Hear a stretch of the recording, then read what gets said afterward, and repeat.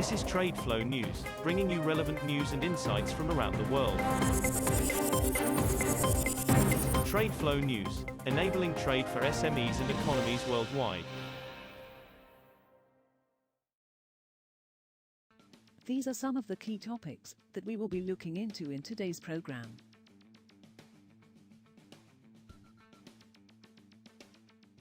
First, let's take a look at the overnight headlines which are impacting the commodity markets. Oil prices rose for a second day on Tuesday as fresh U.S. sanctions imposed on Middle Eastern producer Iran increased concerns supply might tighten and as global refining margins remain strong.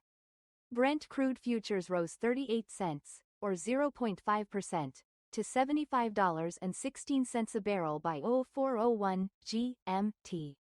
U.S. West Texas Intermediate crude futures gained 47 cents, or 0.7%, to $71.17 a barrel. Both contracts gained in Monday's session after a $2 drop last Friday. In the short term, I continue to think crude oil is looking for a base. The fresh U.S. sanctions announced on Iran overnight will likely assist with this, as will the Iraqi oil minister's commitment to rein in its oversupply, said IG market analyst Tony Sycamore. OPEC and its allies face a tricky dilemma. Should they start loosening oil production caps even though the crude supply and demand picture is unlikely to improve in the near future?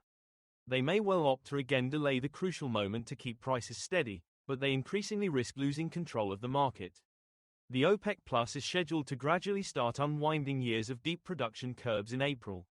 The group is holding back a total of 5.85 million barrels per day of output, or about 5.7% of global demand, following a series of cuts made since 2022 to prop up the market.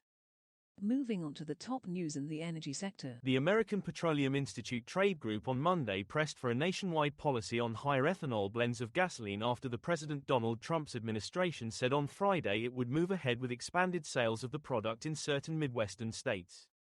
The U.S. Environmental Protection Agency said on February 21 it would uphold an April 28 implementation date for a request from 8 Midwest governors to allow year-round sales of gasoline containing 15% ethanol, a blend known as E15. EPA's action is meant to enable both E15 and the more widely available E10 fuel blends to be sold during the summer, where the existing policy often keeps E15 out of the market.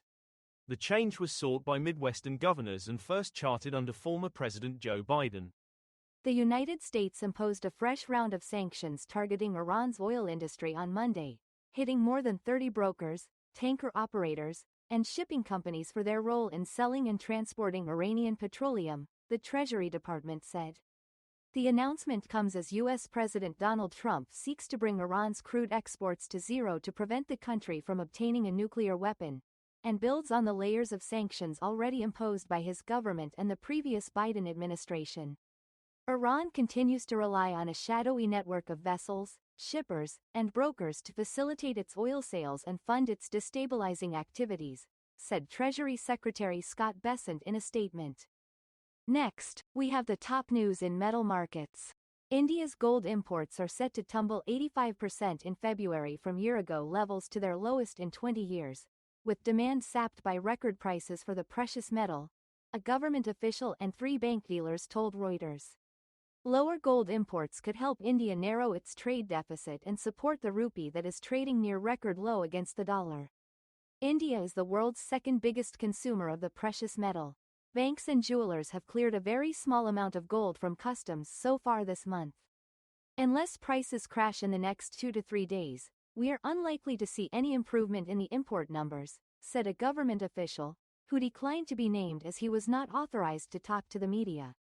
Russian President Vladimir Putin offered the U.S. the opportunity for joint exploration of the country's rare earth metals deposits, as well as the supply of aluminum to the U.S. domestic market, under a future economic deal.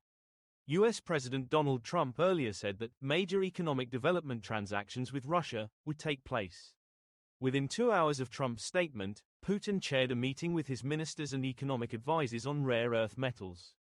We, by the way, would be ready to offer joint projects with our American partners, and when I say partners, I mean not only administrative and governmental structures but also companies, if they showed interest in joint work, Putin said on state TV after the meeting.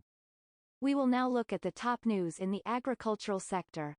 U.S. corn futures steadied on Tuesday, after improving crop weather in South America and expectations of increased planting by U.S. farmers triggered a speculative sell-off that drove prices down from 18-month highs. Wheat and soybean futures rose slightly, having been dragged down by corn in recent days, analysts said. The most active corn contract on the Chicago Board of Trade was up 0.1% at $4.97 minus 1/4 a bushel at 0636 GMT, but down from a high of $5.14 hit on Friday. That is all for today's news on commodity markets. Stay tuned to TradeFlow News as we continue to provide you with more updates. We also invite you to follow us on Twitter at TradeFlow News, which allows you to watch our program on your mobile device or desktop to receive information from there.